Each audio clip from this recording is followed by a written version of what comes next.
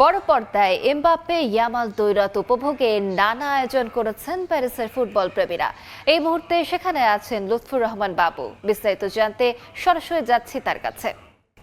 বাবু, match শুরু হতে আর বেশ দেরি নেই। ইতিমধ্যেই রাজধানী প্যারিসের বিভিন্ন বার, রেস্টুরেন্ট, তার পাশাপাশি যে ফ্যান জোনগুলো রয়েছে সেই ফ্যান জোনগুলোতে ফরাসি দর্শক সমগ্রা উপস্থিত হচ্ছেন ঘণ্টা দুয়েক আগে থেকে, এবং সময়ের সাথে সাথে কিন্তু তাদের উপস্থিতি বাড়ছে। আমি এই মুহূর্তে রাজধানী প্যারিসে একটি ফ্যান জোনে রয়েছি।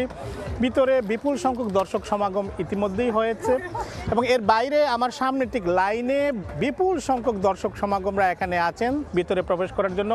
অনেকেই জায়গা না পেয়ে এই বাইরে এখানে দাঁড়িয়ে রয়েছেন, তারা বড় পর্দায় বাইরে থেকেই এই খেলা দেখবেন, এবং আগে থেকেই যারা রিজার্ভ করে রেখেছিলেন তারা কিন্তু এই ফ্যান জোনগুলোতে ঢুকতে পারছেন। বিশ্বকাপের হাই ভোল্টেজ সেমিফাইনাল ম্যাচে ফ্রান্স এবং স্পেন মুখোমুখি হবে কিছুক্ষণ পর। এই ম্যাচটি শুরু হবে। ফরাসি ফুটবল সমর্থক যারা রয়েছেন তারা কিন্তু প্রত্যাশা করছেন আজকে স্পেনকে পরাজিত করে ফ্রান্স ফাইনালে যাবে। আপনি জানেন যে তৃতীয়বারের মতো ফ্রান্স এবারে বিশ্বকাপের সেমিফাইনালে খেলছে, এবং তারা যদি আজকে ফ্রান্সকে পরাজিত করতে পারে তাহলে টানা তৃতীয়বারের মতো বিশ্বকাপের ফাইনালে খেলার যোগ্যতা অর্জন করবে। ফ্রান্সে আজকে কিন্তু বাস্তিল দিবস বা জাতীয় দিবস ফরাসিদের। আজকে সারা দিনব্যাপী বিভিন্ন অনুষ্ঠানমালার মধ্য দিয়ে ফরাসিদের এই দিবসটি পালিত হয়েছে।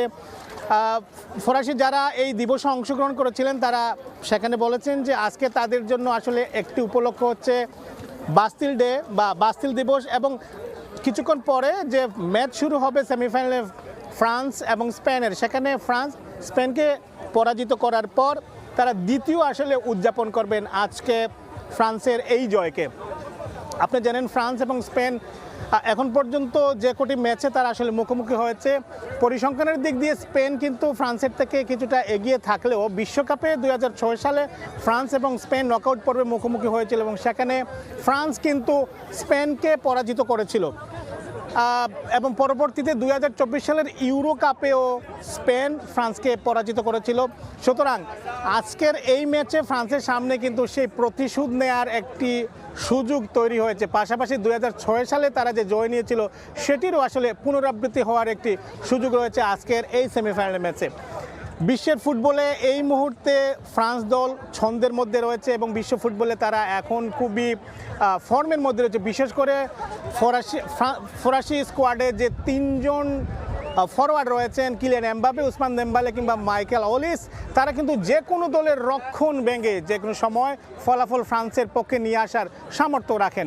সে কারণে ফরাসি দর্শক সমর্থক যারা রয়েছেন তারা কিন্তু এই ফ্রান্সের যে তিন কাণ্ডারি রয়েছেন তাদের উপর অনেক ভরসা করছেন, এবং তারা আজকে ফ্রান্সকে জয় দিয়েই সেমিফাইনালে স্পেনকে পরাজিত করে তারা ফাইনালের টিকিট নিশ্চিত করবেন। দিদিয়ে দেশম বাহিনী ফাইনালের টিকিট নিশ্চিত করবে, এমন প্রত্যাশাই করছেন ফরাসি ফুটবল সমর্থকরা। রাজধানী প্যারিসের ফ্যান জোন থেকে কিছুক্ষণ পরে ফ্রান্স ও স্পেনের মধ্যকার যে ম্যাচ শুরু হবে তা নিয়ে এই ছিল এখন পর্যন্ত আমার কাছে সর্বশেষ। সরাসরি যুক্ত ছিলাম ফ্রান্সের প্যারিসে।